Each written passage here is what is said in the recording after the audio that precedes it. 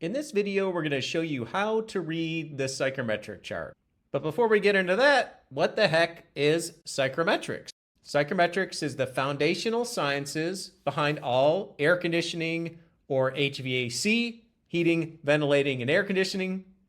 It helps explain the relationship between the properties of air, such as dry bulb, wet bulb, humidity, relative humidity. It also helps us to understand the processes of air conditioning, like cooling, heating, dehumidification, humidification, and the combination of any of those processes. Willis Carrier is credited with inventing the psychrometric chart in 1911. The word psychrometrics comes from the Greek word psychron, meaning cold, and metron, meaning measurements of air. Psychrometrics is not confined to the world of air conditioning. It is used in the fields of agricultural and aeronautical engineering, food engineering, drying of crops, grains, and pharmaceuticals, dehydration, meteorology, and weather reporting. Here's what I'm going to go over with you today. First, we're going to talk about what actually is air. We'll look at the properties of air. We'll see how we can build a psychrometric chart from the ground up. We'll look at moving around the chart, which has to do with the processes of air conditioning. And then we'll go through some examples of determining properties of air. Okay, so first, what is air? Air is a combination of a couple different things, mostly nitrogen, 78%, oxygen, 21%, other gases, mostly argon and inert gases, less than 1%, and then 0.04% of carbon dioxide, which is a greenhouse gas. And I've noted here that comfortable spaces, according to ASHRAE guidelines, usually range between 68 and 74 degrees and 30 to 60% relative humidity. So if we want our spaces to be comfortable within those ranges, we need to understand the properties of air. So let's go on and look at that. The properties of air we're going to go over in this presentation are dry bulb, wet bulb, dew point, relative humidity, and enthalpy. Okay, let's start with the most common and the easiest one to understand, which is the dry bulb temperature. So the dry bulb temperature is just the temperature of the air as it is, irregardless of the amount of moisture in the air. So if you have a thermometer on your porch and you walk outside and it says it's, 100 and something degrees, and that's the dry bulb temperature. If you hear it's going to be a high of 95 degrees in your area today or a low of 0 degrees, they're typically referring to the dry bulb temperature. The important thing to note, it is completely independent as to the amount of moisture in the air. Okay, the next property of air we're going to discuss is wet bulb temperature, which is easily explained with something called a sling psychrometer. So what you're looking at here is there's two thermometers on this plate, one here and one below it. This one here doesn't have anything on it. So that's our dry bulb. This other thermometer has a wet sock or a piece of material on it that we wet with water to determine the wet bulb. Get it? Dry bulb, wet bulb. Wonder where that came from. Well, there you go. Okay, so the way you get your wet bulb temperature is you grab this handle here and you sling this thing around, okay? And what happens is the drier the air, the more water is going to evaporate off this wick, which is going to lower the temperature of the wet bulb thermometer. The drier the air, the more evaporation you get, the lower that temperature is going to be. What that means is the lower the temperature on the top thermometer, the drier the air.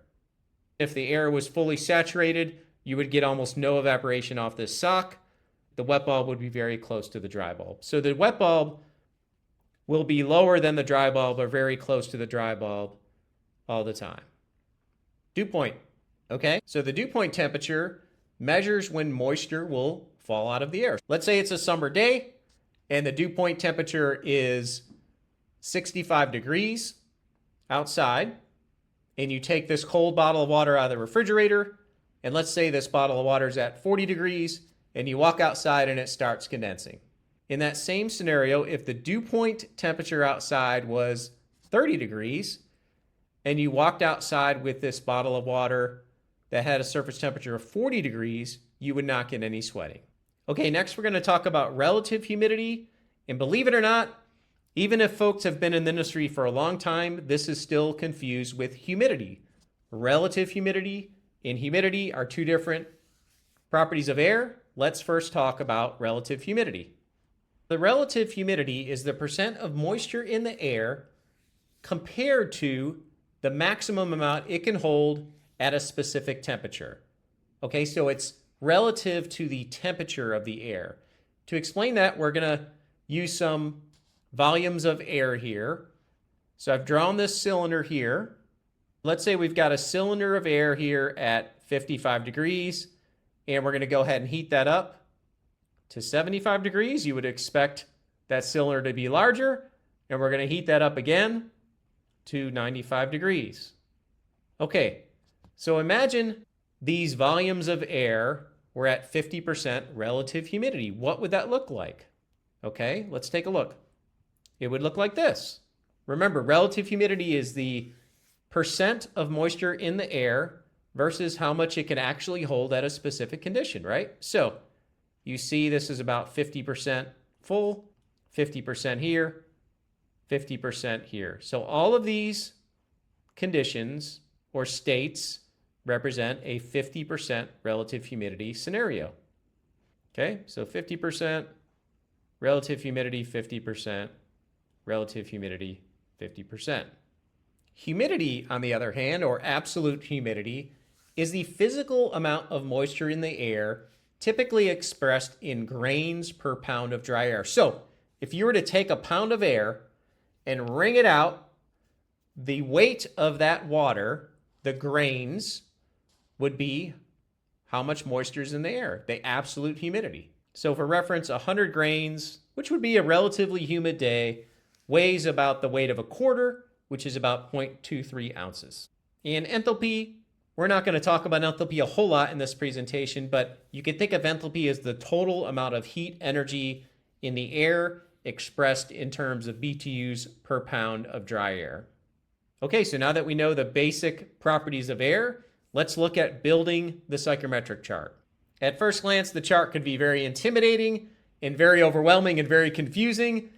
And your first thought might be, oh my gosh, I don't want to have to learn this. But I'm going to break it down in the next couple of slides to make it very simple for you to understand how this all goes together. All right, so we're going to start with this imaginary outline of the chart and build this one air property at a time. Okay, so here we go. We're going to convert this into a very simple format, and we're going to look at it like this for the next few slides. Let's first talk about dry bulbs. So the dry bulb properties run across the horizontal axis, as you can see here, and they're represented by these close to vertical lines. So a few things to note: as you move from left to right, you will see an increase in the dry bulb temperatures. And the way you would read this is, let's say you were trying to look for 70 degrees on the chart, you would find 70 degrees, and anything along this line would represent 70 degrees dry bulb, okay? And you could do that for any of these values. All right, the next property of air we're going to look at is wet bulb temperature. Let's say you're Willis Carrier back in the day and you had your sling psychrometer and you're out there taking some measurements and you started plotting wet bulb temperatures against the dry bulb. So we'll just fill in some random points here. Let's say it's 50 degree wet bulb and 55 dry bulb. The next day you took a reading, it was 70 degree wet bulb and 90 degree dry bulb. And then you took another reading, it was 50 degree wet bulb and 80 degree dry bulb, so on and so forth. That looks like 70 degrees dry bulb, wet bulb, and 110-ish dry bulb. And you started plotting these and you started finding, you started plotting them against dry bulb and you started building the chart. So these are your wet bulb lines. So the way you would read this is anything along this line would be 50 degree wet bulb. Anything along this line would be 70 degree wet bulb. And you'll see on the chart, if you have one printed out, these are in increments of 1 degree. And that's what makes the chart so overwhelming to look at the first time, is you see all these lines on there. It's very hard to discern what's what. So anyway, that's how you break down the wet bulb and dry bulb lines. Next, let's look at dew point. So the dew point temperatures run across over here. They run up the vertical axis. Start drawing those lines in there so you can see as we go up the chart, we increase in dew point. You can see the humidity increases as we go up the chart. One thing to notice, these are not uniform. So the difference between 10 and 30 is much different than the distance between 30 and 50. So it's not uniform as you would see in the dry bulb temperatures.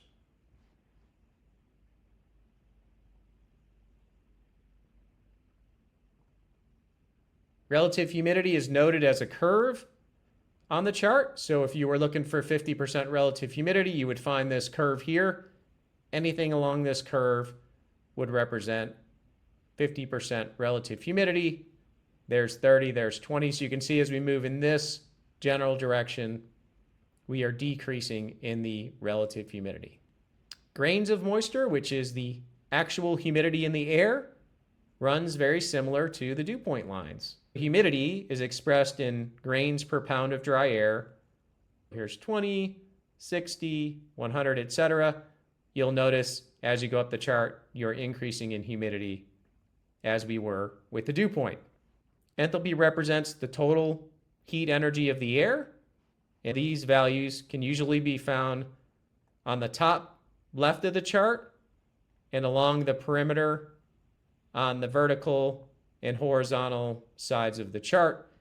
It's important to note that a lot of charts are different in where they locate some of the properties of air, but they all should be pretty accurate in terms of the relationship they have with each other. Okay, so you ready? We're going to put all this together. So when you take all these properties of air and put them together, the dry bulb, the wet bulb, the dew point, the relative humidity, the grains, and the enthalpy, you now have your chart. Now, if we were to fill these in increments of 1 degree or 1 grain, etc., you would have all the lines you see on the typical psychrometric chart. So let's go back to the chart. Maybe that'll make sense to you now. If you don't have a psychrometric chart, just go to Google and type in psychrometric chart PDF and you can get one printed out. Maybe this would be a good time to pause and go back and through and see if you could find all the values. See if you could find the dry bulb temperature down here, enthalpies up here on this particular chart, wet bulbs right here, humidity, grains per pound of dry air is over here, dew points right here. Okay, there's other items on the chart which we're going to talk about in part 2 of this, but today we're just going to talk about the properties of air. It's extremely important to note that the psychrometric chart on the previous slide is at sea level, but the values of air, the properties of air, change with the density of air, which changes with altitude. So if you're at 5,000 feet, which is this ASHRAE chart right here, you're going to have different properties of air or different values for specific states of air than you would at sea level. Okay, I've got 2 snapshots from an app on my phone, one at sea level and one at 5,000 feet. You can see I typed in 0 for the altitude here and 5,000 feet here.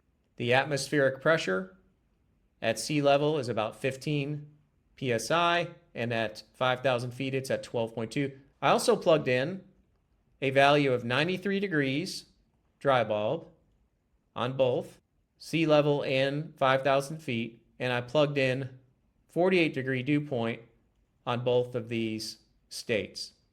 But you can see the wet bulb is different, 65.43 at sea level, 63.77 at 5,000 feet.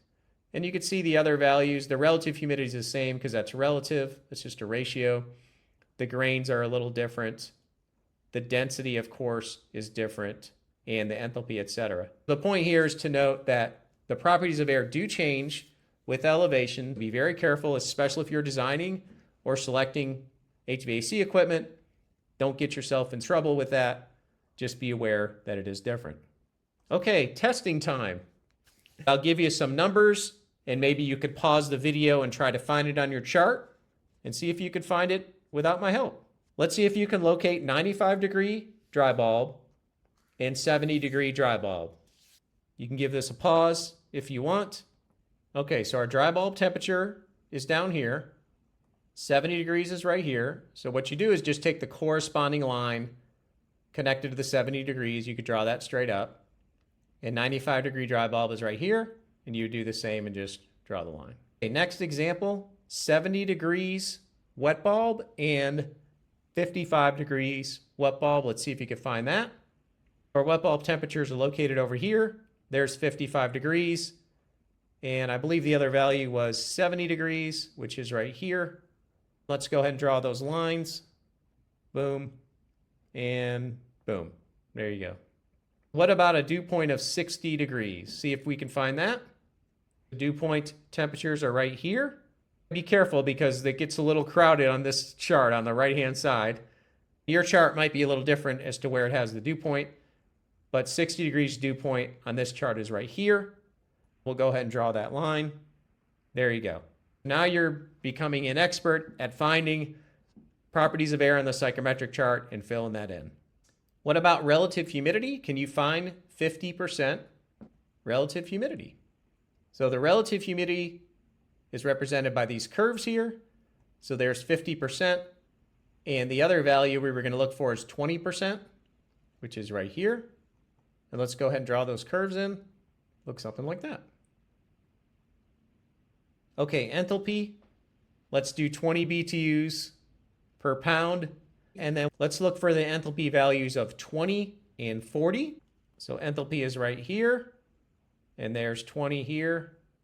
And what you do is you find the corresponding value. There's enthalpy over here as well.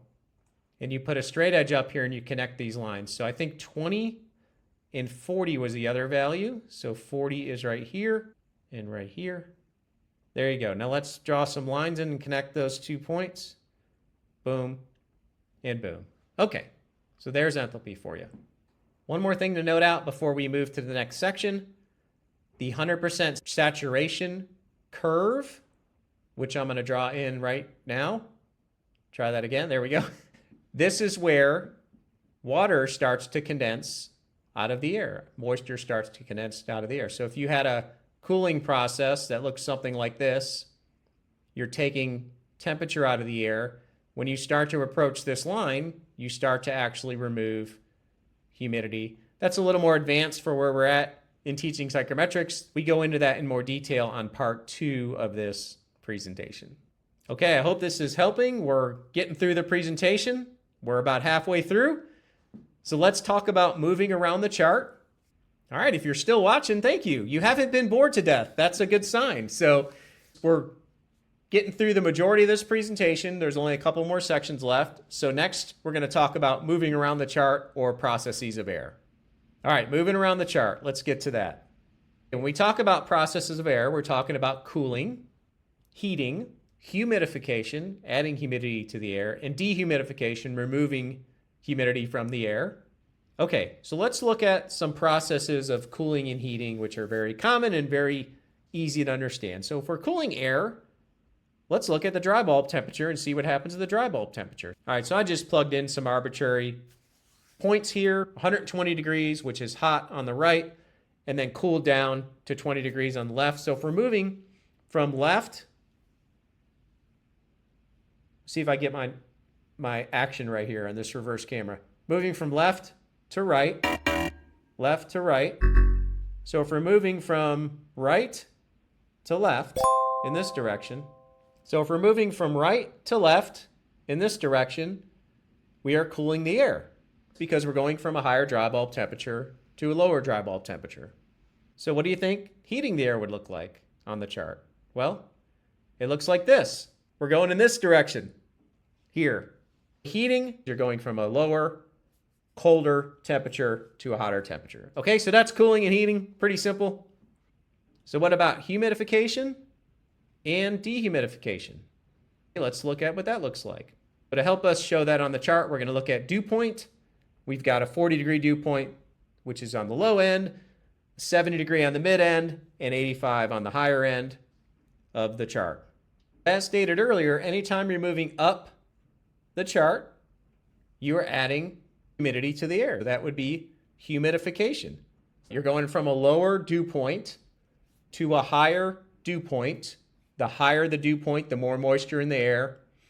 That would be adding humidity or humidification.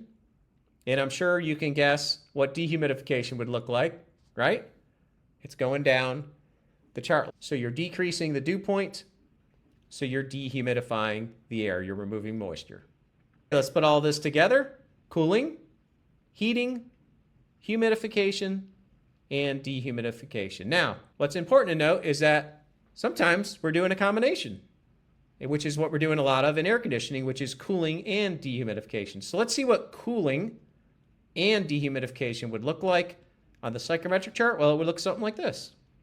Anytime we're moving from up here and down and to the left, we're basically cooling and removing moisture. Dehumidification happens in this direction, and cooling happens in this general direction.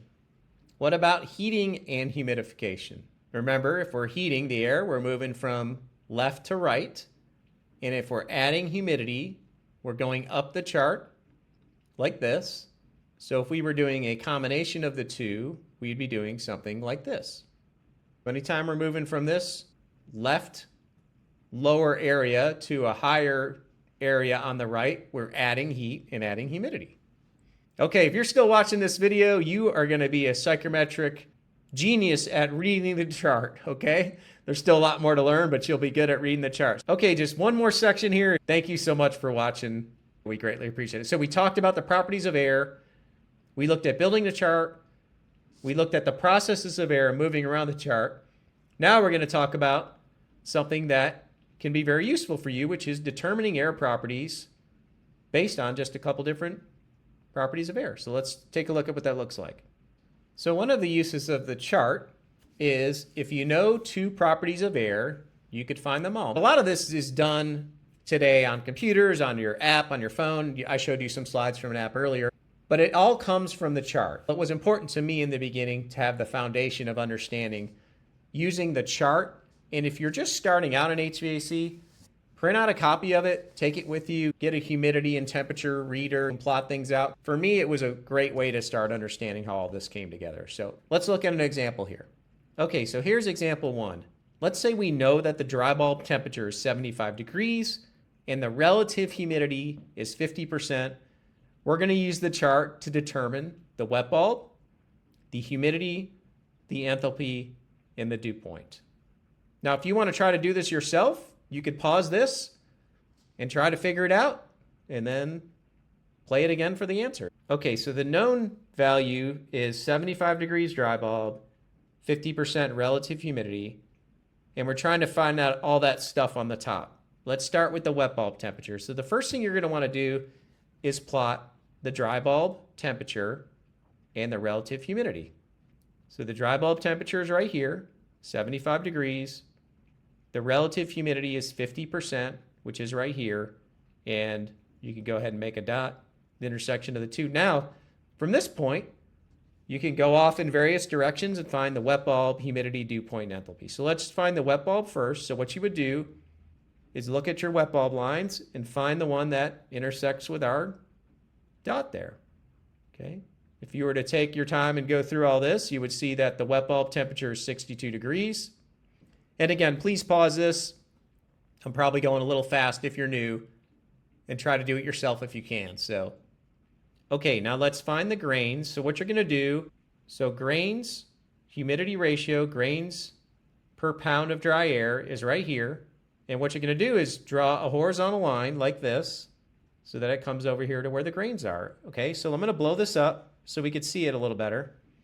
One thing to be careful of is the dew point is up here. These are the dew point numbers. The grains are on the inside. So you got to be super careful and take your time.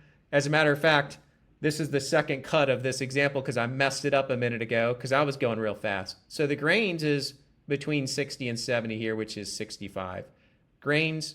And while we're here, we'll show that the dew point there is 55. So we got the dew point as well. 65 grains. We've got 55 degree dew point.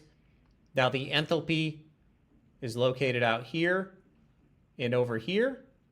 So you can see it's going to be somewhere in this general area. And what you would do is take a straight edge and just line it up. The enthalpy on this particular point is 28 BTUs per pound. Here's another example. If you want to give another try at this, you can see this digital temperature and humidity reader here, which is a nice, pleasant, roughly 78-degree dry bulb. And I think that's 27% relative humidity. Let's see if you could find the wet bulb, the dew point, and the enthalpy. Okay, so the first thing you want to do is plot the dry bulb temperature, which is 78 degrees, which is right here, and then find 27% RH. So there's 30% relative humidity and 20, so we know 27 is about right here. And then we would draw that in, you know, something like that. Now you can make a point there, and then you could pick off the wet bulb temperature, which is up here, right? It's going to be somewhere around there. Let's go ahead and draw that out. So that looks like about 57-ish wet bulb. I'm not really sure. Let's see, 57.5. And then the dew point is over here. So the dew point temperature, to get that, you would just draw a straight line over here, right, to the dew point. And that looks about 41-ish, 42, 41. Boom.